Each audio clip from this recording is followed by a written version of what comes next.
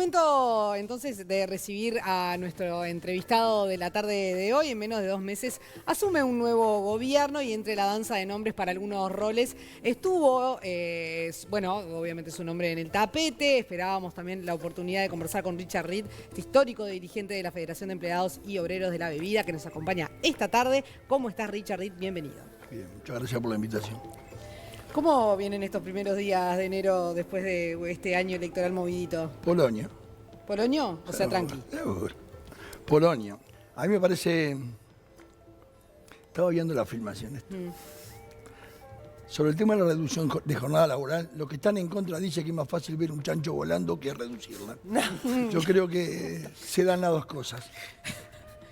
¿Cómo la aprovechaste bien esa? Estuviste rápido. Hace media hora estoy sentado acá. Viendo el video del chancho. Media hora escuchándola a ustedes. A mí me da la sensación de que se está dando una transición a la uruguaya. Más o menos. Me parece que no hay diferencias con otros años. Y creo que eso a los uruguayos nos debe dejar la satisfacción de que, bueno, se consolida un régimen democrático, ¿verdad? Un Estado de Derecho.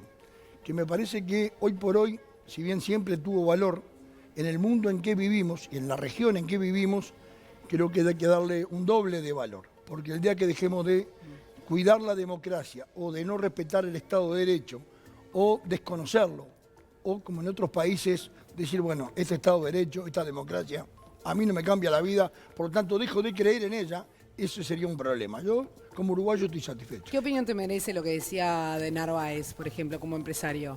No, lo escuché al pasar. Estabas sentadito también ahí, escuchando. Lo que tiene que decir un empresario que sale de entrevistarse con el futuro presidente de la República. Más o menos van a decir lo mismo. Difícilmente salgan pateando los micrófonos. Parte de... Yo creo que es bueno que un empresario de esa talla haya dicho que las inversiones vinieron para quedarse y que seguramente en un corto plazo las acreciente. Me parece que es bueno.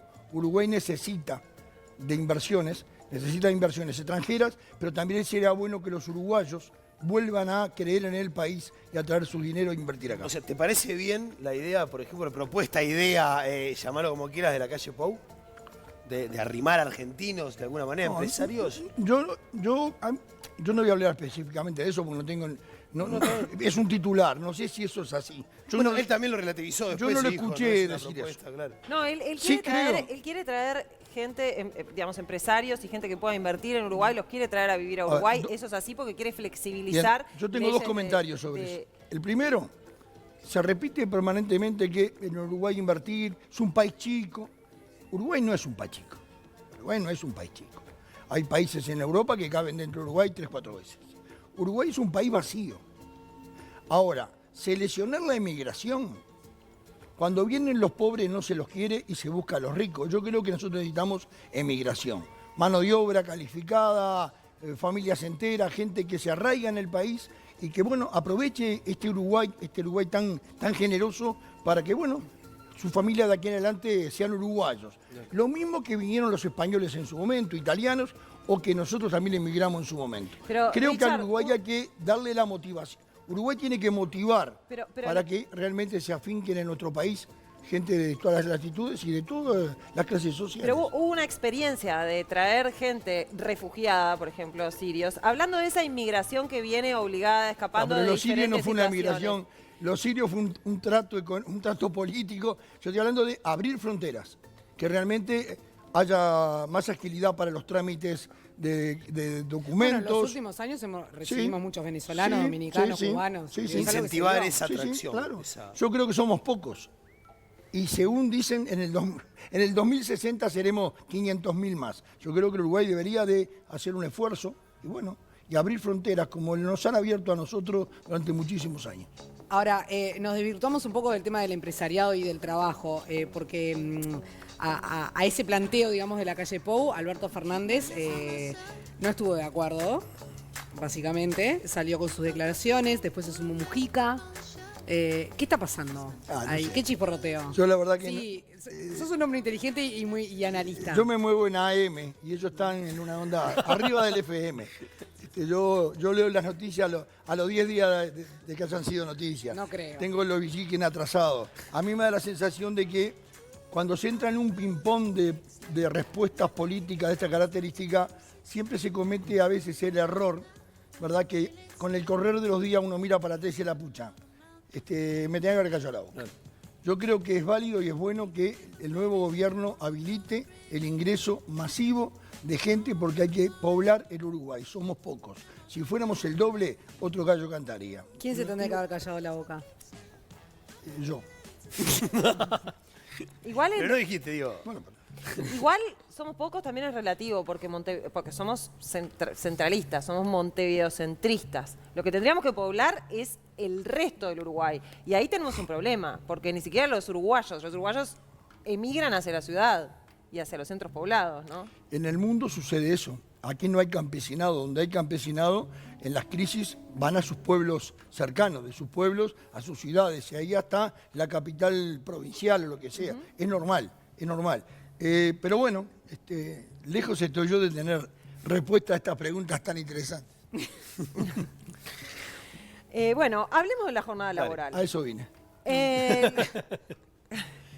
Sos bravo, ¿eh? ¿Qué A eso disparate? no, está bien, Bueno, está bien. A hablemos de eso la hace jornada 1 hora y laboral. 20 que estoy acá.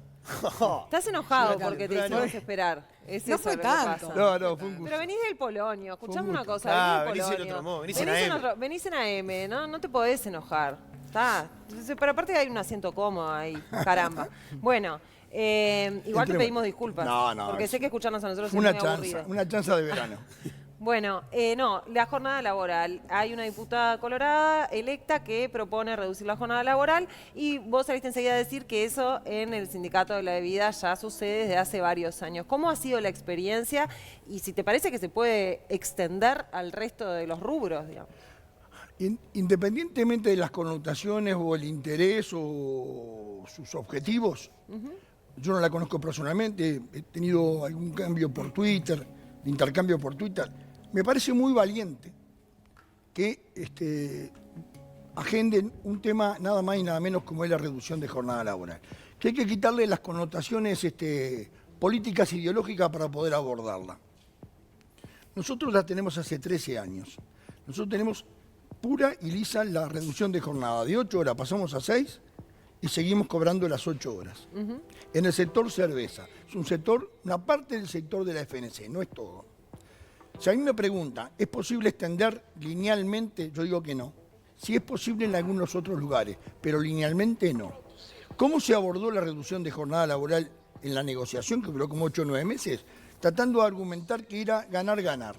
Si nosotros reducíamos la jornada, cobrando lo mismo, el costo fijo en la paramétrica de salario para la empresa era el mismo, no lo iban a incrementar y nosotros le íbamos a garantizar una mayor productividad. Mayor productividad es lograr, con los mismos insumos, los mismos costos, un resultado final de excelencia o favorable. El menor tiempo. Es relativo. No, pero digo- Y puede ser también, pero no. O sea, puede que ser podía con producir ahorros. lo mismo, Puede digamos. ser con un aporte o una voluntad expresa de la gente hacia la tarea. Si yo soy un maquinista que hace 20 años que estoy frente a la máquina, la conozco mejor que nadie. Los ruiditos, todo. Sé si se va a romper o no. Si yo trabajo con un seguimiento de planilla, haciendo un test casi cada 15 minutos, identifico si hay un problema, se puede atacar el problema y la máquina continúa.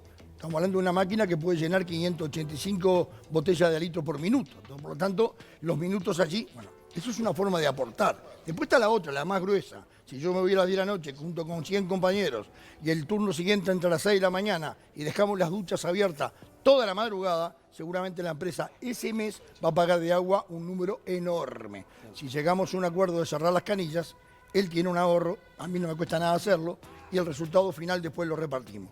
Productividad es aparte de salario. Hablamos mucho, lo discutimos mucho, buscamos elementos técnicos, hasta que hicimos un plan piloto de 90 días. Esos 90 días se convirtieron en 13 años. ¿Funciona? Funciona. Funciona, la gente labura, entra a las 2, por ejemplo, a las 6 de la mañana y a las 2, 6:30 está comiendo en la casa. ¿Con qué te encontraste en esos 90 días? Me encontré con cosas que teníamos que ajustar nosotros mismos en el discurso, en la propuesta, Porque me imagino que no le pegaron de una. Nos obligó a estudiar. Este ha sido un gremio que toda la vida, cuando llevamos un planteo, lo teníamos recontramasticado meses antes, ¿verdad? Tratamos de no improvisar, independientemente de que después los actores llegamos más o menos, pero tratamos de no improvisar.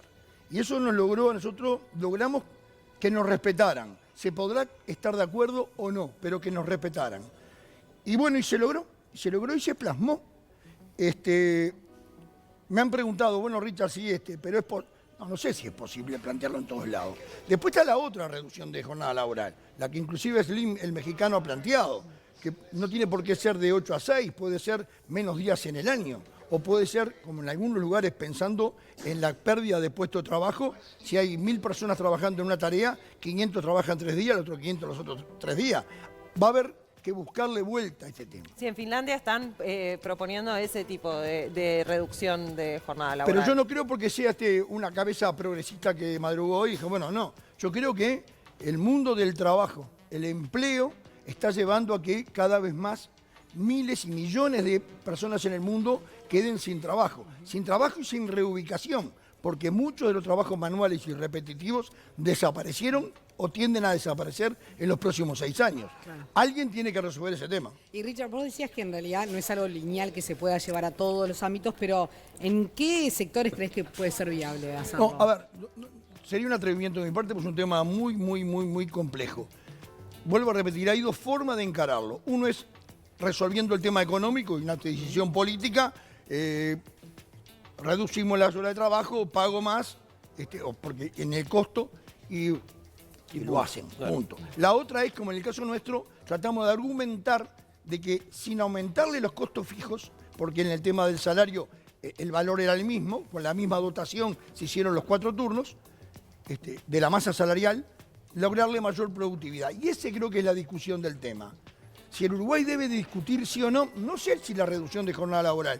Eso es un elemento a verlo, pero creo que lo que no tiene ni sí ni no, es sí o sí, es la productividad.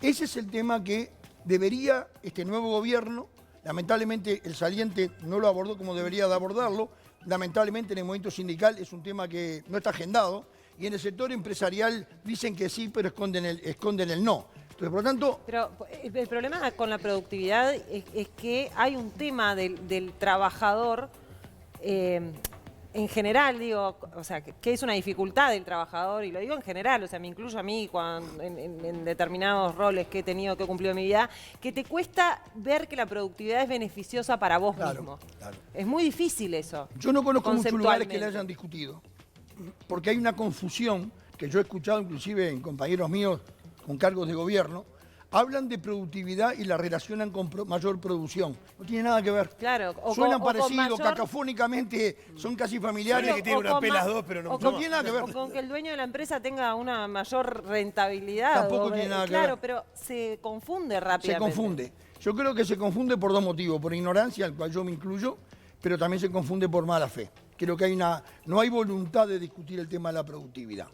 Productividad no es mayor producción. Yo puedo dar, pero sobradas ejemplos de que se puede aumentar la producción con una baja productividad. Y se puede tener menos producción con mayor productividad. En ese caso ahí ganan los dos. La productividad es el resultado, mejorar el resultado final con los mismos costos. Mayor producción es mayor producción.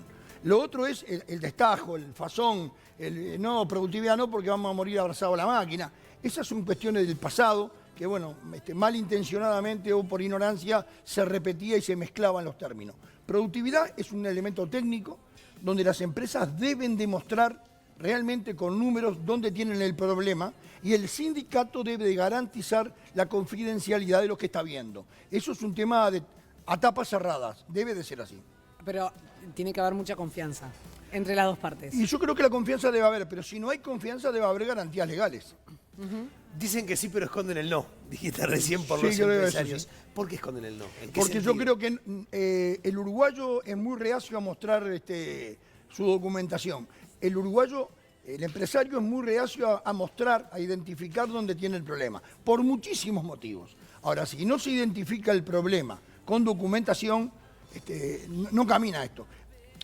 Tuve la oportunidad de discutir con la calle Pou hace unos meses atrás el tema de los consejos salarios y él hacía énfasis en el tema de la regionalización, etcétera, etcétera. Yo le decía, mirá, no es necesario, ya hay un instrumento en el Consejo Salario que es posible darle diferenciación a empresas que tengan dificultades. Solamente tienen que traer las paramétricas, demostrar que tienen dificultades y eso se llama descuelgue. Pero eso sucede en muy pocos lados. El descuelgue quiere decir que no va con el sector. O sea, los consejos de salario que son no va por con el sector. laudo del gremio, del sector. Por eso, Sí, eso es lo que estoy sí, tratando de explicar, pero para la Sí, gente sí. que no entiende. Claro. Y por ejemplo, ¿qué pasa con esta historia? Por ejemplo, porque ahora con esto de que hablas de los números y de todo eso, con la historia de Caputo.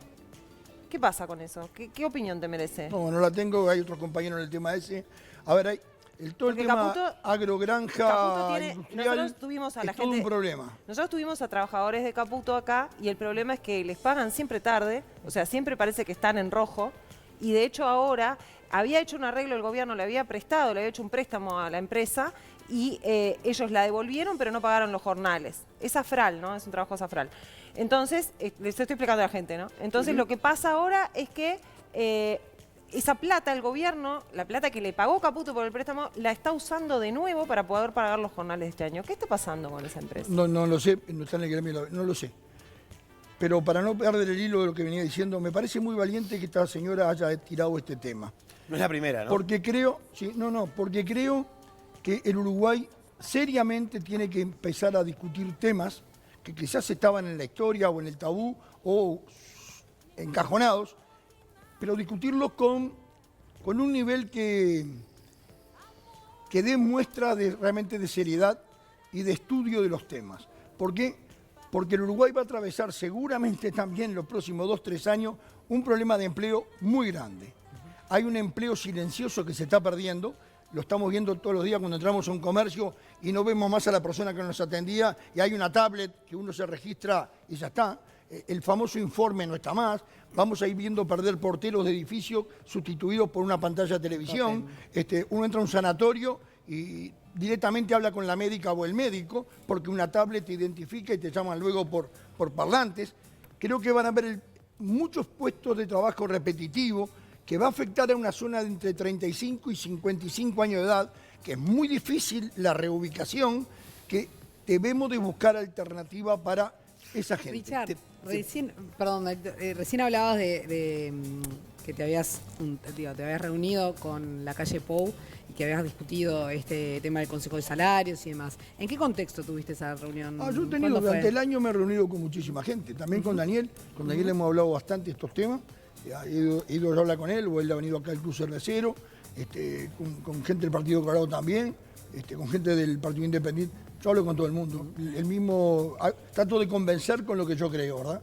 Porque creo que ese es el Uruguay en el cual yo me formé, ¿verdad? El Uruguay donde se crece desde la diferencia, ¿verdad? Yo siempre menciono un boliche que ya no existe más, que era el viejo Sorocabana. En esa mesa, las tertulias, había gente de todos los pelos discutiendo horas, ¿verdad? Eran las usinas ideológicas, porque uno tiene que intercambiar opinión con quien piensa distinto, dentro de un marco de respeto y sabiendo que yo sobre tal cosa opino tal cual y el otro opina tal otro. Entonces, pero también justo se dio que tu nombre sonó como posible ministro de Trabajo en un momento, de este futuro gobierno, después como posible candidato a la intendencia por el Frente Amplio. Es de loco, ¿no? ¿Hubieras abrazado alguna de las dos banderas? Es de loco, no abrazo ninguna.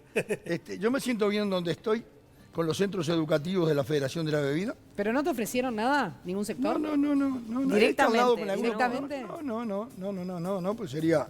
A ver, yo creo que hay mucha gente, muchos niños pasotrompos, hay gente muy capaz.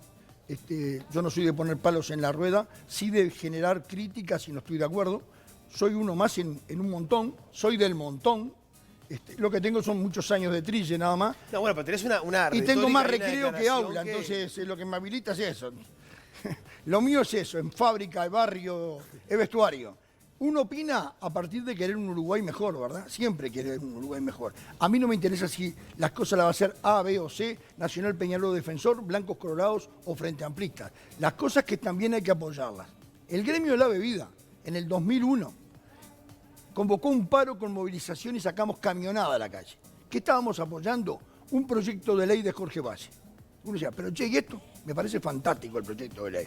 Era un proyecto de ley que apuntaba el trabajo genuino en contra de el informalismo principalmente y el trabajo en negro. había que apoyarlo. Hubo gente que entendió que no. A mí no me interesa quién lo dice, sino qué se dice. Por lo tanto, por eso es soy que de te esa identifican clase. con el Frente Amplio y con el... ¿Por eso qué? Por eso es que te identifican con el Yo soy Frente Amplio, amplista. pero digo, por eso es que pasa que se enojan desde adentro del Frente Amplio. Vos sos Frente Amplista, pero hay veces que te cruzan de vereda o dicen que estás Sí, con pero el... los enojos conmigo no son por este tema, es por otros temas, ¿no? ¿Por qué? A ver, ¿Por qué? yo soy Frente Amplista toda la vida y voy a morir Frente Amplista. Y me consigo Frente Amplista independiente de aquello de coalición-movimiento. Yo creo que sigue habiendo movimiento. El día que el Frente sea solo coalición, ahí hay un problema grande. A mí me parece que las críticas y autocríticas hay que hacerlas.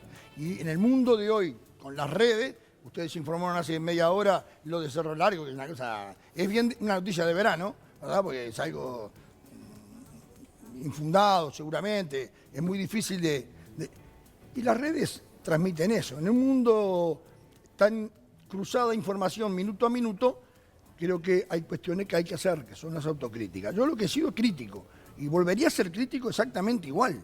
Ahora, eso no me va a alejar a mí de mis reivindicaciones y del programa del Frente y de entender qué es la herramienta. ¿Tengo diferencia con la conducción? Sí, muchísimas.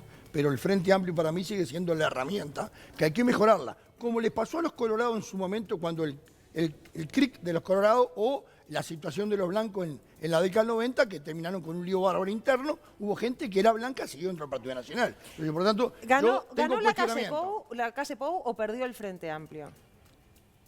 Ganó la calle Pou y perdió el Frente Amplio. Ahí, en No, estas pero digo, cuestiones ¿de siempre dónde se está la dan que gana uno responsabilidad? solo. Entonces, Sí, pero ¿dónde está la y bueno, hay está responsabilidad? en la del zona Frente de la Amplio? valoración política. Yo creo que 38% de votos es un montón de votos. Después de 15 años de gobierno, gobierno que para mí el 2005-2010 lo comparo junto con el gobierno de don Pepe Valle, como los gobiernos de izquierda que hubo en este país, con un desgaste grande posteriormente, donde hubo un crecimiento económico que si bien algo derramó hacia la sociedad, podía haber derramado mucho más y no se hizo, creo que generó un desgaste. Y la rotación a mí no me mueve, me parece saludable para una democracia que haya rotación. Yo siempre pongo el ejemplo de México, ¿no? El PRI, Partido Revolucionario, comienzo de las décadas del siglo pasado, arrancó con una fuerza bárbara y terminó prácticamente con una vergüenza enorme encima por todo lo que se le descubrió y las cosas que hicieron. Para mí la rotación es buena y es saludable. Creo que hay que aprovechar las instancias para revisar actitudes, para revisar comportamientos, para ajustar y seguir encausados porque los objetivos siguen estando allí. Te cambio de tema.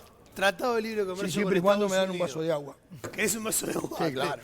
Tratado de Libre Comercio con Estados Unidos. Se hablaron por teléfono en la calle Pou. ¿Tenés una opinión formada Sí, tengo sobre los opinión, sí. TLC? Ah, lo tengo, sí. Tengo la misma opinión que tuve hace unos años, junto con un compañero ya fallecido, para mí uno de los dirigentes sindicales referentes, Juanjo Ramos, de bancario, textiles, bancario y la FUEP, en esa representativa, el resto de los compañeros con total derecho votaron en contra. Nosotros dijimos, nos vamos a abstener porque no podemos votar ni en contra ni a favor de algo que no habíamos leído. Yo creo que hay que bajar los títulos, hay que ver el contenido del acuerdo y del tratado, y si es un acuerdo y tratado que beneficia a Uruguay, que no lo limita en lo que significa soberanía, que le da la posibilidad de desarrollo y de abrir mercados, ese tratado, sea quien sea, yo lo firmo.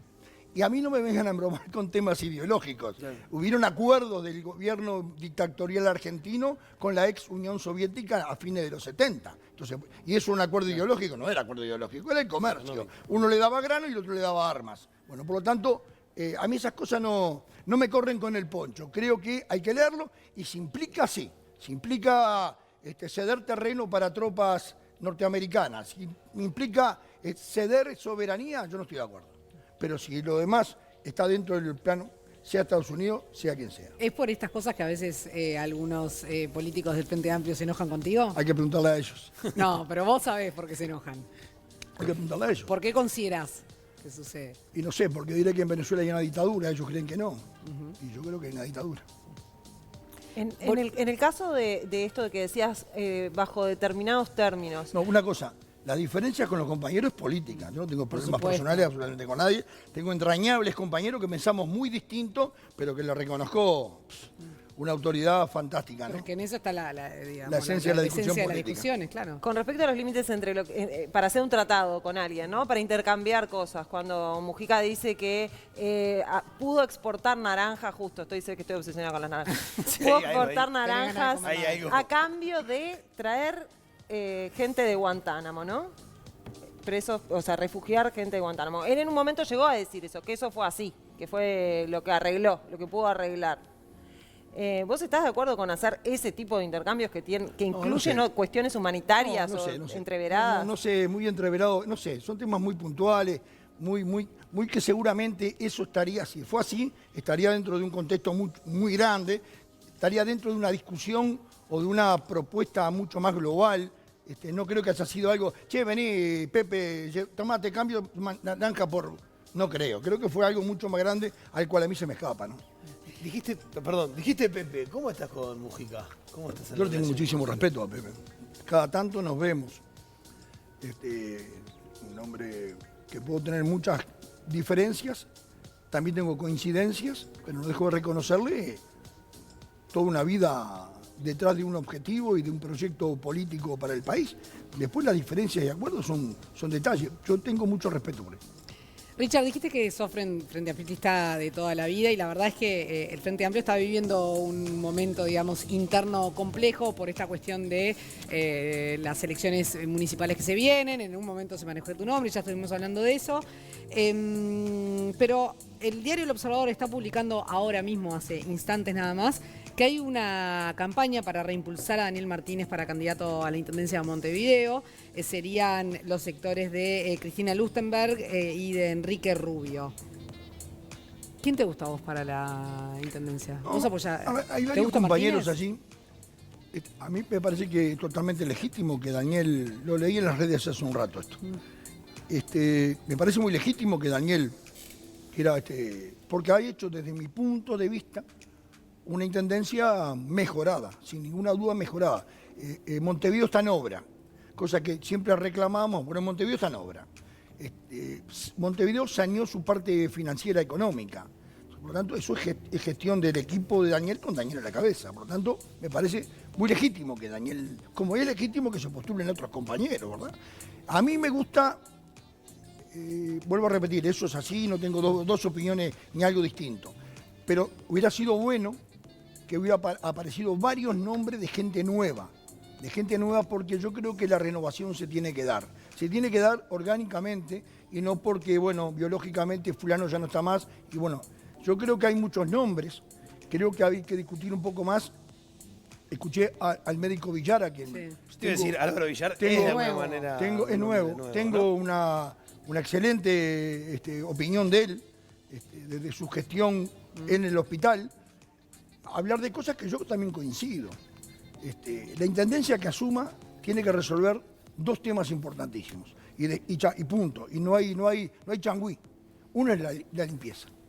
¿Verdad? La limpieza que pasa por un tema de eficiencia de la intendencia, pero también por una educación de la ciudadanía, ¿verdad? Porque no es la ciudad más limpia la que más se barre, sino la que menos se ensucia. También pasa por una relación con el sindicato de la Intendencia de Montevideo que es compleja, ¿no? Yo iba a decir, es un tema con varios subtemas también la limpieza. Son compañeros que reivindican cosas, a veces las orejas de la intendencia estuvieron un poco chicas, a veces la voluntad de sentarse a negociar fue lerdo. ¿Te parece? Yo creo que ha habido bastante... No, a mí no me parece lo que estoy diciendo. ¿Desde cuándo? ¿Con qué intendencia? Esta última, por poner un ejemplo, en la anterior también. Y después viene de mucho tiempo atrás. Un acuerdo, yo siempre nombro, hace 18 o 20 años, aquel famosa huelga, la culpa no la tenía la compañía de avión. Que después hayan habido desmanes, es otro tema. Ahora, los contratos y los convenios se firman para cumplirlos. En aquel momento la propia intendencia firmó y no los cumplió. Por lo tanto, los palos hacia avión yo los relativizo, ¿verdad? Creo que sí cuando las negociaciones son malas, la responsabilidad de las dos partes de la mesa, eso es así. Pero no hay que cargarle las tintas. Creo que Adión tiene una propuesta interesante en lo que significa en el tema basura. Yo, conversando con algunos de ellos, le agregaba, falta una pata en la basura, que es la recuperación, el reciclado. Yo he visto en algunos países que de allí sale tanto dinero que puede cubrir perfectamente a mucha gente que trabaja hoy en el entorno del final de la basura. Creo que hay que ser moderno, creo que hay que traer ideas nuevas, hay que hablar de un transporte eléctrico y aéreo. Yo creo que eso de la Intendencia debería ser refrescante. Y la nueva generación de montevideanos reclaman eso. Ahora, dijiste ¿Quién- dos cosas. Era sí. la La limpieza, limpieza y el y- transporte. Sí, claro. El transporte. Obvio. ¿Quién te gusta como candidato a intendente? El que resuelva el No, plenario. no. ¿Quién le gusta a Richard Reed? ¿Cómo No. salís bien ahí, No. A mí me parece que... yo creo que hay que escuchar. Ferreri, Villar, pero, a ver, Daniel Martínez. Son todos compañeros fantásticos. Por supuesto. Lo que a mí me gustaría es escuchar un poco más cuáles son las ideas que tiene, primero el Frente Amplio como tal, porque se necesita el apoyo del partido, ¿no? Para llevar adelante una gestión como esa. Y segundo, escuchar un poco más a los compañeros. Yo he escuchado a Villar. Villar abordó el tema limpieza, abordó el tema transporte. Creo que es un hombre que ha hecho gestión, ¿verdad? Pero Pablito Ferreri también ha hecho gestión en su secretaría. Ha cumplido un rol muy bueno también allí. Después habla de Álvaro. Álvaro, primero como ministro al final del periodo del gobierno de Pepe. Luego al frente de OPP ha dado... Sí, pero parece que Álvaro García se bajó. Se No bajó. sé, si vos lo querés vas a tener que defenderlo. Richard Reed, muchísimas gracias por esta Gracias. tarde vespertinas, que sigas disfrutando del Polonio. A ustedes. Voy a quedar un rato más escuchándolo. Sí, Me parece no, bien. Me parece muy- te convencimos. Tenemos una cantidad de agua para darte que no te imaginas. Es agua sindicalizada, ¿no? Sí, sí, Esa sí, voz, me sí, parecía. es verdad.